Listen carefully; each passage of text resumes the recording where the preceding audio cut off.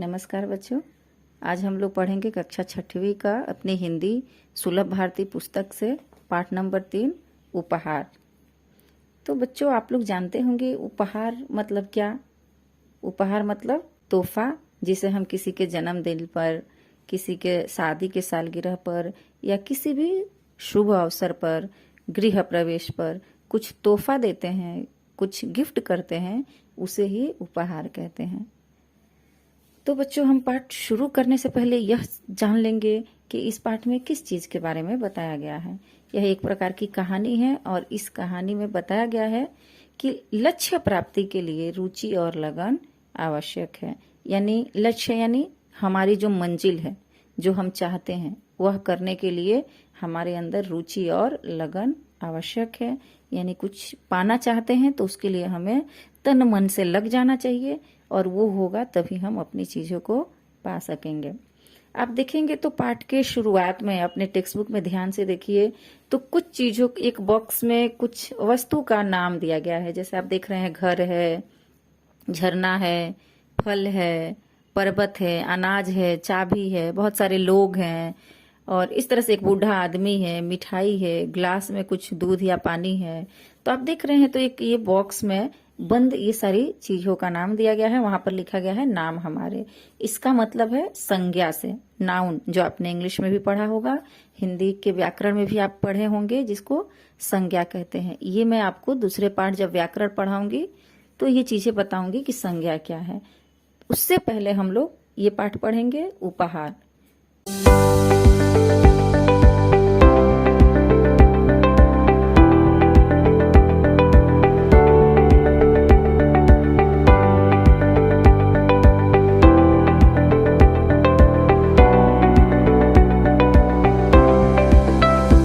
तो अब हम आगे बढ़ते हैं अपने पाठ की तरफ, जो पाठ नंबर 3 उपहार है। यहाँ पर लिखा हुआ है कि एक गांव में ऋत्विक नाम का लड़का रहता था। वह बहुत ही गरीब था। गांव के पास पुस्तक मेला लगा था। बहुत इजी शब्द है, इसमें मुझे बार बार आपको समझाना नहीं है। एक गांव में एक लड़का रहता था, उसका नाम ऋत्विक था और उसके गांव में पुस्तक मेला लगा था। पुस्तक मेला समझ रहे हो, मेला मतलब आपको मालूम ही होगा, ऐसा मेला जहाँ पे बहुत सारी चीजें मिलती है, बच्चों के खिलौने, मिठाइयाँ, घरेलू वस्तुएं, बहुत सारे सामान मिलते हैं, उसे हम मेला कहते हैं, जहाँ पे हर प्रकार की वस्तुएं मिलती है। लेकिन यहाँ पर लिखा हुआ है कि गांव के पास जो मेला लगा था वो पुस्तक मेला था। यानी उस मेले में सिर्फ पुस्तक, तरह तरह के पुस्तक मिल रहे थे। उसने माँ से कहा, उसने मतलब ऋत्विक ने अपनी माँ से कहा मैं भी मेला देखने जाऊंगा। ऋत्विक ने अपनी माँ से कहा कि माँ मैं भी मेला देखने जाऊंगा। उसकी माँ बोली, देखो घर में कोई बड़ा नहीं है, तुम अकेले कैसे जाओगे इतनी दूर। बेटा मेला देखने की जिद छोड़ दो, चलो दूध पी लो। ऋत्विक की माँ उसे मना कर रही है कि तुम बच्चे हो, तुम अकेले अभी मेला देखने मत जाओ, घर में कोई बड़ा लोग नहीं है तुम्हारे साथ जाने वाला। अपनी माँ की बात सुनकर ऋत्विक उदास हो गया और एक पेड़ के नीचे जा बैठा।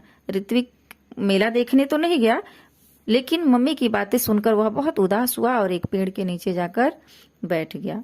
अचानक उसकी दृष्टि दूर पेड़ों के पीछे गई। दृष्टि यानी नजर। अचानक ऋत्विक की नजर, जब वो पेड़ के नीचे बैठा था तो उसकी नजर अचानक बहुत दूर पेड़ के ठीक सामने गई, जहां बहुत तेज, उसकी नजर पेड़ के पीछे गई।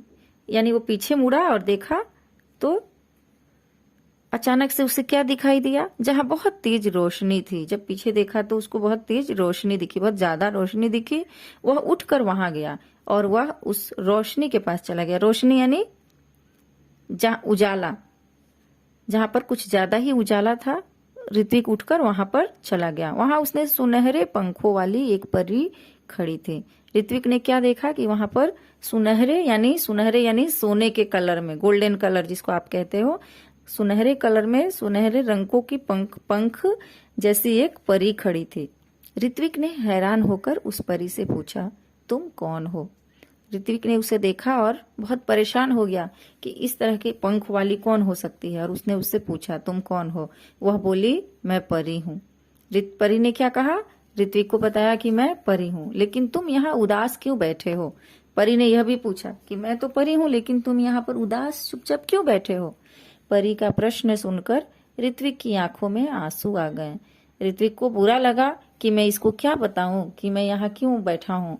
और उसके आंखों में आंसू आ गए। वह बोला, मैं अपने दोस्तों के साथ पुस्तक मेला देखना और पुस्तकें खरीदना चाहता हूँ। यह कहकर ऋत्विक खामोश हो गया। उसने परी को अपनी दुख बताई कि वह क्यों उदास है। उसने बोला कि मैं अपने दोस्तों के साथ पुस्तक में जाना चाहता था, मेला भी देखना चाहता था और वहां से बहुत सारी पुस्तक भी खरीदना चाहता था। और यह कहकर ऋत्विक खामोश हो गया, यानी चुप हो गया। तब परी बोली, इसमें दुख की क्या बात है? यह समझ लो तुम्हारी मदद करने के लिए ही मैं आई हूँ। परी उसको कह रही है कि कोई बात नहीं बेटा, इसमें तुम निराश क्यों हो रहे हो? दुख की कोई बात नहीं है। तुम यह समझ लो कि मैं तुम्हारी समस्याओं को दूर करने के लिए ही आई हूँ।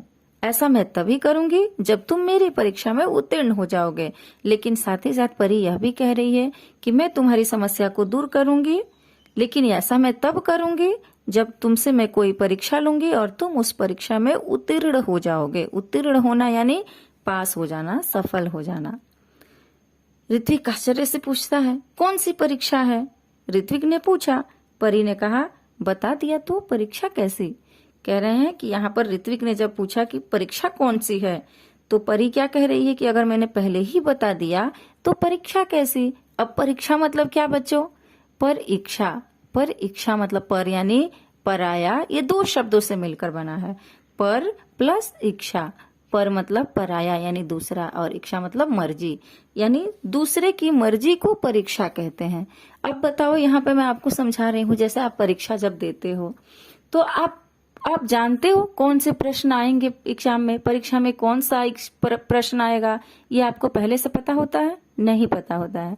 इसका मतलब कि ये दूसरे की मर्जी है, या टीचर की मर्जी है, बोर्ड वालों की मर्जी है, आपको कौन सा प्रश्न वो पूछ रहे हैं। यानी परीक्षा, परीक्षा का मतलब है दूसरे की मर्जी, दूसरे की इच्छा, यानी आपको नहीं पता है कि आपसे क्या पूछी जाएगी। तो परी वही कहती है कि अगर मैंने बता दिया तो फिर परीक्षा किस बात की, यानी परीक्षा दूसरे की इच्छा, फिर ये तो मेरी इच्छा की बात है। मैं जानती हूँ कि तुमसे मैं कौन सी परीक्षा लेने वाली हूँ। अगर मैं पहले ही तुमको बता दूंगी तो परीक्षा किस बात की? ठीक है, ऐसा कहकर ऋत्विक वहां से चला गया। परी की यह बात सुनने के बाद फिर ऋत्विक बोला कि ठीक है, अगर आपकी ही मर्जी है तो आप अपने हिसाब से पूछ लेना। और ऐसा सोच करके ऋत्विक वहां से चला गया। अभी वह कुछ दूर ही गया था कि उसे रास्ते में गिरी हुई एक पोटली मिली। ऋत्विक जैसे ही कदम आगे बढ़ाया था, कुछ दूर गया था, तो उसे रास्ते में गिरी एक पोटली मिली। पोटली मतलब किसी वस्तु से बंधी हुई एक थैली मिली। वह उसने उठाया। ऋत्विक को यह विश्वास हो गया कि लाल रंग की इस मखमली पोटली में कोई कीमती चीज होगी।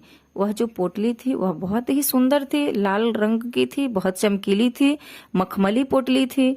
ऋत्विक को पोटली देखते ही समझ में आ गया कि इसमें अंदर रखी हुई वस्तु भी बहुत कीमती होगी। उसने उसे खोलना चाहा, फिर सोचने लगा, जब यह मेरी नहीं है तो इसे खोलने का मुझे हक नहीं है। ऋत्विक को पहला मन हुआ कि मैं इसको खोल के देखूं इसमें क्या है। फिर अचानक से उसने क्या सोचा कि नहीं, ये वस्तु मेरी नहीं है, और अगर यह मेरी नहीं है तो इसे खोलने का अधिकार भी, हक यानी अधिकार भी मेरा नहीं है। ऋत्विक ने पोटली नहीं खोली। तभी किसी की आवाज उसके कानों में पड़ी, बेटा मेरी पोटली गिर गई है रास्ते में, क्या तुमने देखी है? तब तक अचानक कोई आवाज देता है कि बेटा मेरी एक पोटली रास्ते में गिर गई है, क्या तुमने देखा है? ऋत्विक ने पूछा, किस रंग की थी? ऋत्विक ने उस आदमी से पूछा कि किस रंग की थी आपकी पोटली? उन्होंने जवाब दिया, लाल रंग की। राहगीर ने बताया। राहगीर यानी जो रास्ते से चल रहा व्यक्ति था जिसका वो पोटली गिरा हुआ था। और कोई पहचान बताओ? ऋत्विक फिर पूछता है कि और कोई पहचान बताओ। ऋत्विक ने राहगीर से पूछा, राहगीर से कहा, उस पर एक परी का सुनहरे रंग में चित्र बना है। तो उस आदमी ने क्या बताया कि उस पोटली के ऊपर परी का एक सुनहरे यानी गोल्डन कलर, जो मैंने आपको बताया वैसा सुनहरे रंगों से चित्र भी बना हुआ है। राहगीर का जवाब था। ऋत्विक ने अपनी थैली से जब वह पोटली निकाली तो उस पर छपा परी का चित्र चमकने लगा। ऋत्विक ने वह पोटली राहगीर को दे दी। फिर ऋत्विक देखा कि जो मैंने लिया है उस पर क्या परी का चित्र बना हुआ है, और ऋत्विक को वो चीजें दिखाई दिया, और ऋत्विक ने उस आदमी को वह पोटली दे दी। वह समझ गया कि ये पोटली इनका ही है।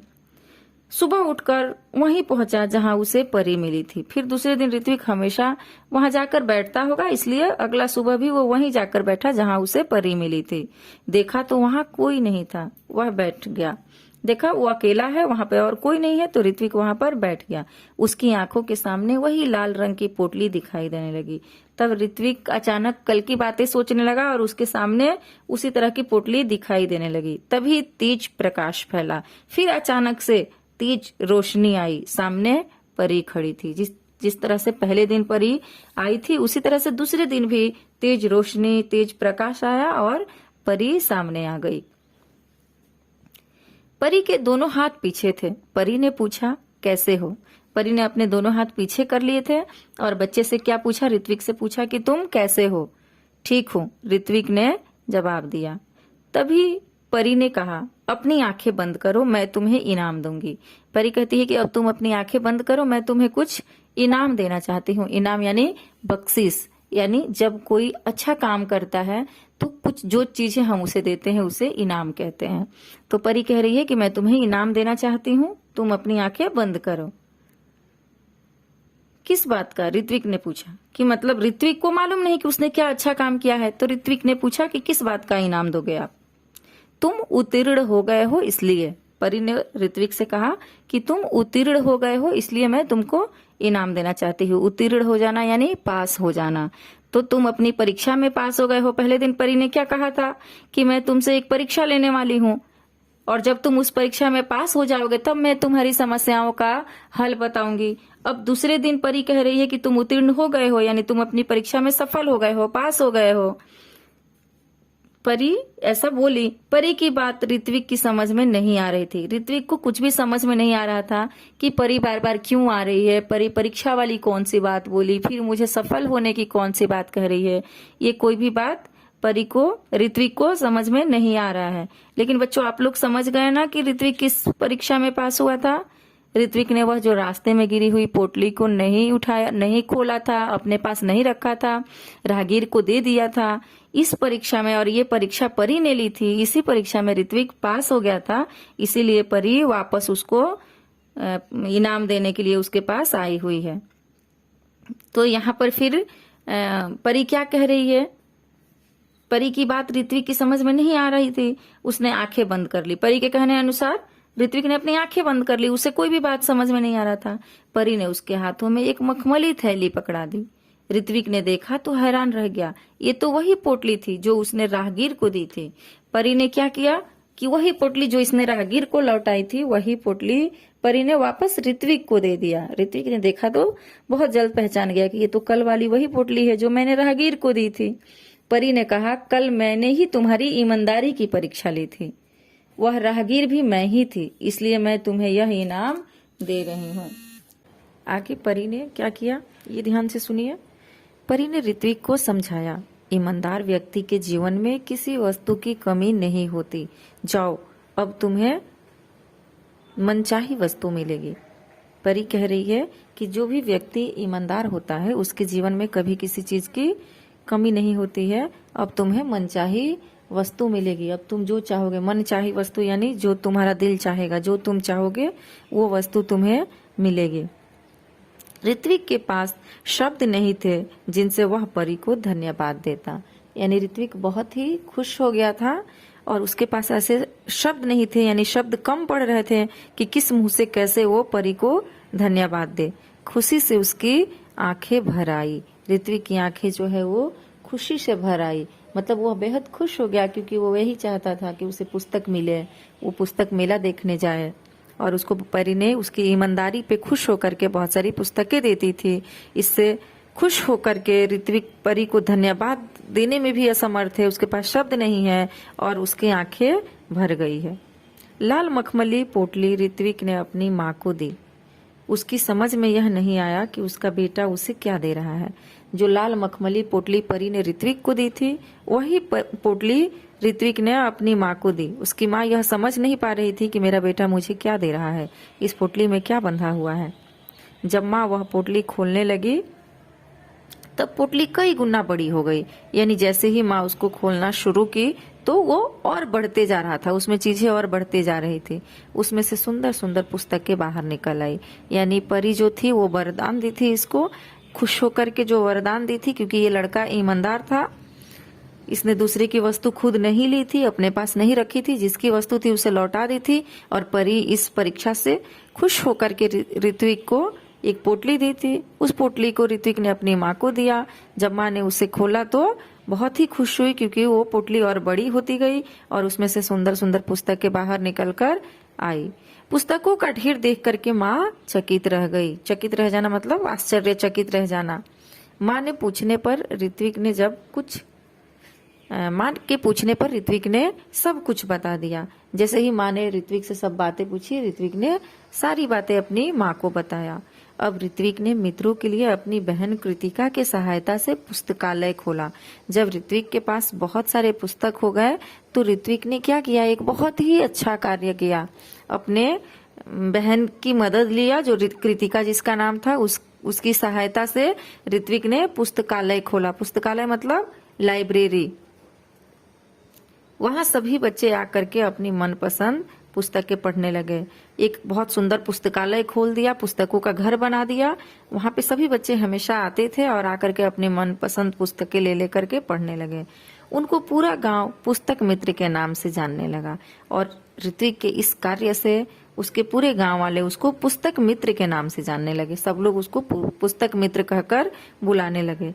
ऋत्विक ने पुस्तकालय को ही अपने जीवन का ध्येय बना लिया। ध्येय मतलब उद्देश्य, लक्ष्य, अपने जीवन का लक्ष्य बना लिया। ऋत्विक ने पुस्तकालय को ही अपने जीवन का लक्ष्य बना लिया कि मतलब मैं यही काम करूंगा, क्योंकि यह कर ऋत्विक को बहुत अच्छा लग रहा था।